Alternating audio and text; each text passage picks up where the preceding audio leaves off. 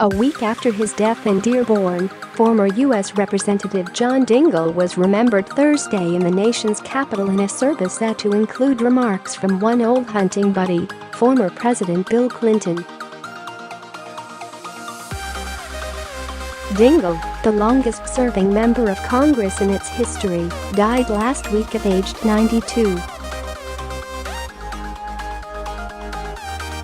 A funeral was held for him in Dearborn on Tuesday, and another service began shortly after 10:30 a.m. Thursday at Holy Trinity Catholic Church in Northwest Washington, D.C. U.S. Rep. Fred Upton, R. St. Joseph, who was a longtime friend of Dingell's, began the service by remembering how, when Dingell took office in 1955 to replace his dad, he said, "If I can be half the man my father was, I will feel a great success." Mr. Chairman, let me assure you, your dad would be awfully proud, Upton said.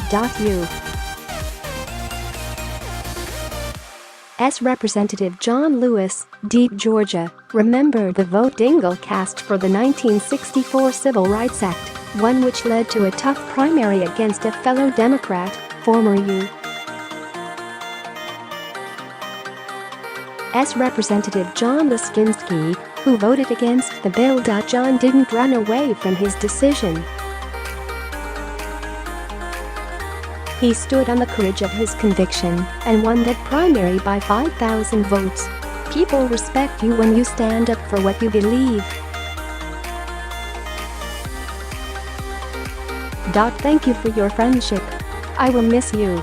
But I do deeply believe in my heart that we will see you in the morning, Lewis said. Interment will be held at Arlington National Cemetery on Friday morning and is open to the public. Attendees must arrive in vehicles by 8:15 a.m. for the procession to the gravesite, expected at about 9 a.m. The service at Holy Trinity in Washington attracted a large number of legislators, especially since many of those who had expected to be able to attend the service in Dearborn on Tuesday had their flights turned back because of bad weather in Detroit.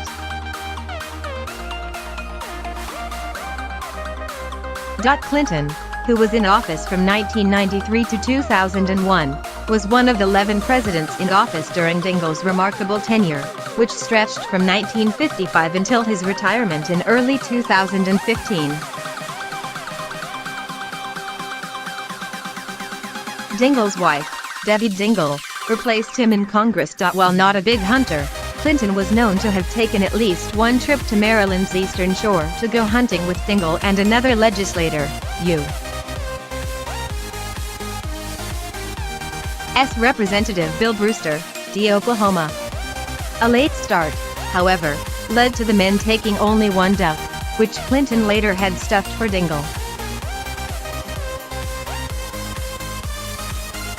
Everything was frozen as a rock, and only one duck was out, Dingell told the publication Roll Call in 2014, just before his retirement. The president shot him, and everybody will take an oath to that. Other speakers at Thursday's service included House Democratic leader Steny Hoyer of Maryland and former House Speaker John Boehner, R. Ohio.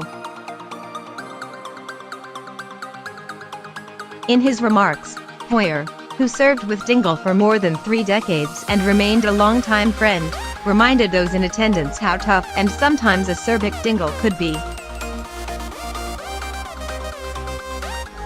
He remembered a time when Dingell, who became the chairman of the powerful House Energy and Commerce Committee and vastly expanded its reach, quickly closed a vote when he saw that he was going to lose the balloting on some measure.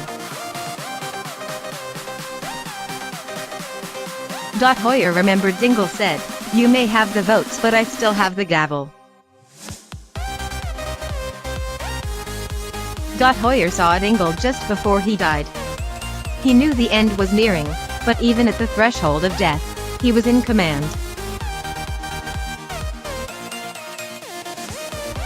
He was concerned. He was ready for the next day, the next tweet, the next fight. As Debbie said, he was classic John Dingell. But that was how I will always remember him. Godspeed, Big John. The church also has a special place in the history of the Dingells, Holy Trinity being their parish when they were in Washington, D.C. and the site of their Catholic marriage in 1981. Debbie taught also Sunday school at the parish for almost a decade. Dingell, during his tenure, rose to become one of the most influential members of the House, helping to write and pass some of the most significant legislation enacted by Congress during that period, including Medicare, the passage of which he presided over in 1965, the Clean Water Act and the Endangered Species Act. He also helped craft and pass the Affordable Care Act, otherwise known as Obamacare, in 2010. Pallbearers at Thursday's service will include former members of Congress and colleagues of the ex-congressman.